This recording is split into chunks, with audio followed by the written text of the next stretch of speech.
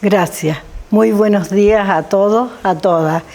Primero que todo, quiero hacer referencia en lo que estamos hoy día, ¿no es cierto?, lo que se ha construido como anteproyecto de la Constitución Política respecto del fundamento para el capítulo 1, artículo 7.1, en el que dice: la Constitución reconoce a los pueblos indígenas como parte de la nación chilena, que es una e indivisible. El Estado respetará y promoverá sus derechos individuales y colectivos garantizados por esta Constitución, las leyes y los tratados internacionales ratificados por Chile y que se encuentren vigentes.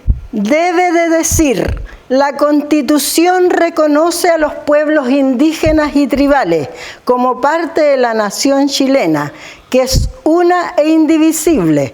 El Estado respetará y promoverá sus derechos individuales y colectivos garantizados por esta Constitución, las leyes y el Tratado Internacional ratificados por Chile y que se encuentren vigentes, bajo los conceptos de igualdad, antirracismo y participación real.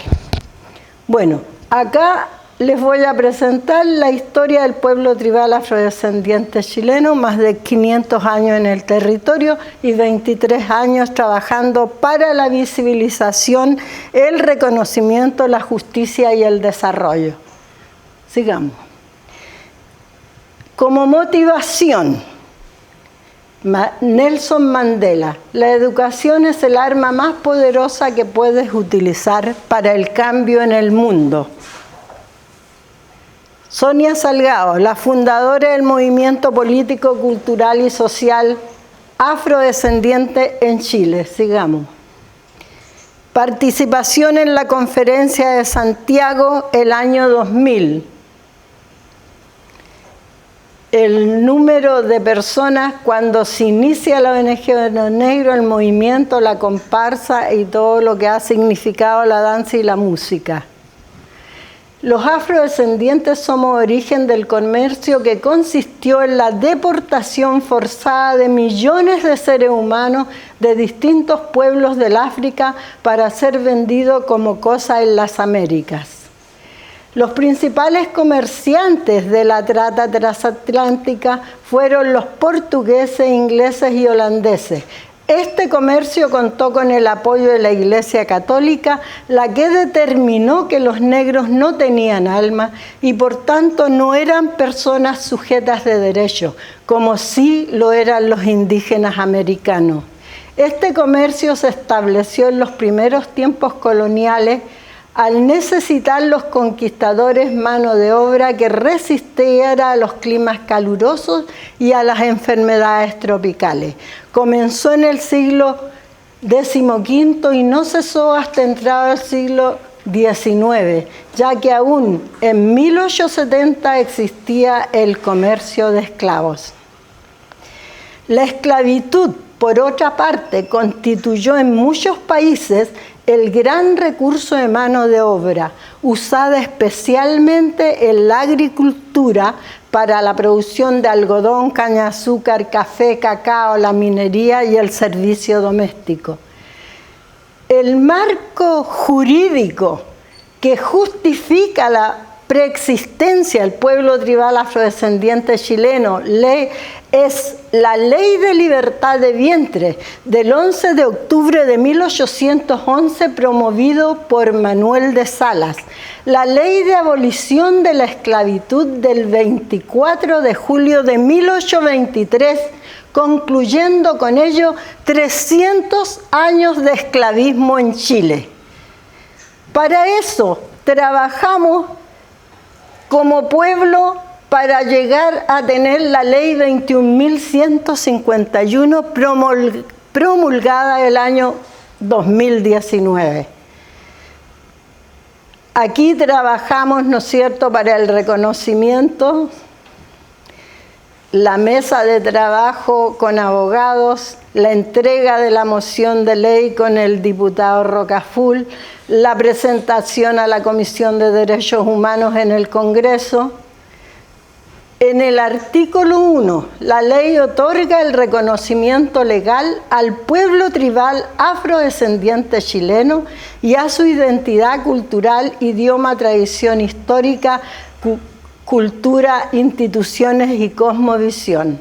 Sus instituciones históricas son las Cruces de Mayo, los bailes de Moreno con data de más de 200 años, formadas por troncos coloniales de familias afrodescendientes. Otras que nacen con el movimiento político, social y cultural son ONG, agrupaciones culturales, artísticas, colectivas de mujeres, comités de vivienda, artesanos, empresarios gastronómicos, clubes deportivos, etc. Los bailes de Moreno. En el artículo 2 dice, se entiende por afrodescendiente chileno al grupo humano que teniendo nacionalidad chilena en conformidad a la Constitución Política de la República, comparte la misma cultura, historia, costumbres, unidos por la conciencia de identidad y discurso antropológico, descendientes de la trata transatlántica de esclavos africanos traídos al actual territorio nacional entre los siglos XVI y XIX y que se autoidentifique como tal. La trata transatlántica, el comercio de esclavos y la esclavitud propiamente tal constituyen uno de los hechos más afrentosos de la humanidad y que incluso hoy es invisibilizada en muchos países en los currículos escolares.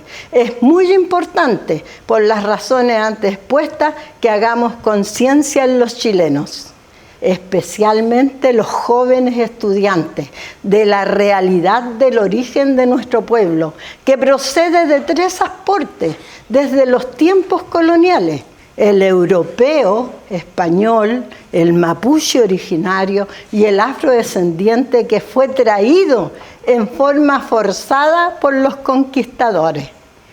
Aquí hay un mapa de la trata, ¿no es cierto?, de los puertos negreros y todo eso. Sigamos. La forma en que eran traídos los esclavizados en los barcos negreros. El tráfico de seres humanos esclavizados provenientes desde el África a la América fue un verdadero holocausto que afectó a unas 20 millones de personas. Hoy día, en Latinoamérica y el Caribe son más de 200 millones de personas descendientes de africanos que hoy día nos denominamos afrodescendientes. Y en las Américas, alrededor, los pueblos originarios son más de 50 millones, pero nosotros somos 200 millones. Sigamos. La presencia de la población afrodescendiente en la región de Arica y Parinacota y en el país extendida hasta Punta Arenas ha sido relevante para el desarrollo histórico y cultural, principalmente de la provincia de Arica, el Valle de Azapa, Yuta y Camarones. Las poblaciones afrodescendientes en el país están presentes en varias regiones y ciudades, lo demuestran los recientes trabajos académicos tanto de historia y genética, como por ejemplo Tarapacá, Copiapó, La Serena, Coquimbo, el Valle del Elqui, Valparaíso, Santo Domingo, zona de Batuco y Coltauco, Quillota, Los Andes, La Ligua, Melipilla, Santiago, Rancagua, Talca, Laja, Concepción, Cañete, Colcura, Lota, Valdivia, Angol, La Imperial, Osorno, la Araucanía, Maule y otras. Este es un estudio genético que se realizó precisamente también en esta universidad, en el Instituto de Alta Tecnología, el proyecto Candela, que dio para Chile el 4% de sangre africana de Arica a Punta Arenas, considerando que para este estudio se ocupó a los jóvenes conscriptos que hacen el servicio militar. O sea, no fue dirigido directamente a la población afrodescendiente. Eso también hay que decirlo, porque podíamos haber marcado más ADN si se hubiera hecho de la forma que estoy diciendo. Sigamos.